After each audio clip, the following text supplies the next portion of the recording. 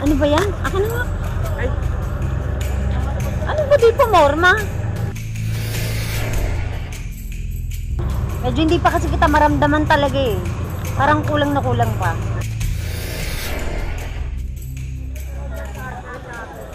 Oh, hi mga kapuso! At ngayon na, ay nandito po tayo sa set ng mga Batang Riles. Siyempre ngayon, wala pa akong eksena at nag-aantay pa ako na meron po akong naisip na gawin. Alam nyo ba kung ano yon? Nako! Ipa-frank po natin ang aking anak-anakan dito na si Dagul. At alam nyo ba kung paano siya ipa-frank? Ganito yon. Meron tayong mga questioners. Pero siyempre, hindi po ako magtatanong. Siya po ang magtatanong yung mga questions na yun sa akin. Sa una, medyo mabait pa tayo ng konti. Hanggang sa paangat ng paangat ang ating emosyon, hanggang sa magiging si Dolor na tayo. O, diba? Naku, ano kaya itong mga sinabi ko sa kanya mga masasakit, no? Na ending, nagpaiyak po kay Dagul. Nako, mga kaibigan, yan po ang aabangan nyo. Abangan nyo kung paano, kung saan, kung paano natin siya napaiyak. Ang bad trip. Ha? Bakit? Ha? Sabi ko kasi, mabilis lang. Oh. Kasi babakas pa siya, diba? Oh. Mabilis lang. Ano sabi niya? Narahin ako. Mag-sample speaker nga. Ay mga kapuso. Hello mga kapuso, this is Anton Vinson. So yun, kasama natin si Miss Ines Veneracion as nanay ko sa mga Batang Riles. At pangalan niya doon sa mga Batang Riles ay Dolor. Ay na pala si Miss Ines. Mabilis lang po.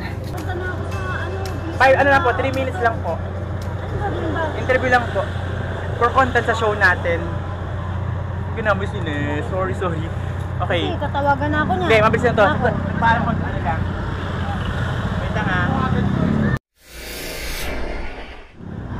Okay, standby tayo. 5, 4, 3, 2. Hello po mga kapuso, this is Anton Vinson. Kasama natin yung guest natin today, Miss Ines Veneracion as nanay ko sa mga Batang Riles. Ang pangalan niya si Dolor. So ito yung mga questions natin, yung mga comments. Kamusta ako bilang katrabaho? Wala namang kwenta. Sakto lang. Nung una, parang di ka nga magaling nung una eh. Yeah. Pero in fairness nung huli, pumikap naman. Ganon. Thank you Ganon lang. Yun. Ano pong masasabi nyo na laos na daw kayo? Ay, well, laos na ako. Diyos ko naman, kalaos ako. Bakit nandito pa rin ako? Diyos ko naman. At saka kung laos, at least sumikat, di ba? Tama. Nanay ko yan. Gano'ng katotoo na baduy nyo daw po, Morma? Ano ba yan? Akin na nga. Ano ba yan? Akin na nga. Ano ba di pumorma? Ako ba di pumorma? Ikaw?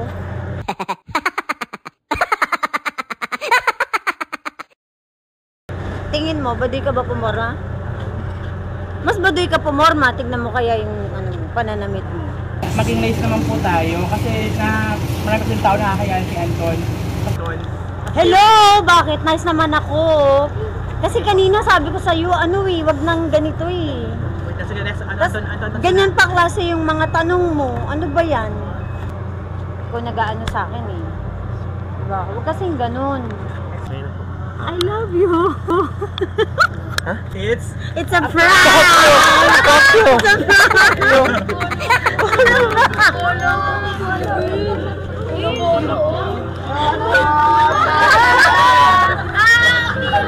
sorry. Oh my God! I love you. I love you so Oh, thank you po. Kaya ka. First reaction mo dahil una pa lang mainit ang ulo ni Miss Ines. Oo nga eh. Akala kinakabahan ako. Totoo ba to? Parang so grabe, hindi ko ina-expect. Ang galing umarte ni nanay. So ayun po. Grabe, speechless ako sa pag nangyayari kasi nagulat ako. Totoo ba yung mga question na to? Tsaka bakit may laos? Bakit may ganun? So ayun, super grabe. Miss Ines, reaction mo na baka nagkataring ka, ano yung reaction mo? Nung una naaawa na ako sa kanya, kaya lang sabi ko kailangan ko panindigan. Sabi ko, shit, hindi ako ganito. Alam mo yung kahit na ano na, hindi talaga ako to. Pero hindi kailangan mapaniwala ko siya. Babawi ako sa inyo. Nainis ako eh. Ayun na po, mga kapuso, nabiktima ako sa nangyari.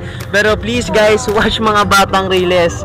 And ayun, makakasama natin syempre, yung pinakamagaling na artista dito sa GMA, Miss Ines Veneracion. At marami pang iba. Thank you po. Ang mga Thank you po. Pero sa totoo lang po, apakagaling po talaga. Thank you po. Napakagaling na artista. Kahit nabaguhan, talagang ramdam na ramdam ko siya. At yun po ang Thank you totoo. po. Thank you po.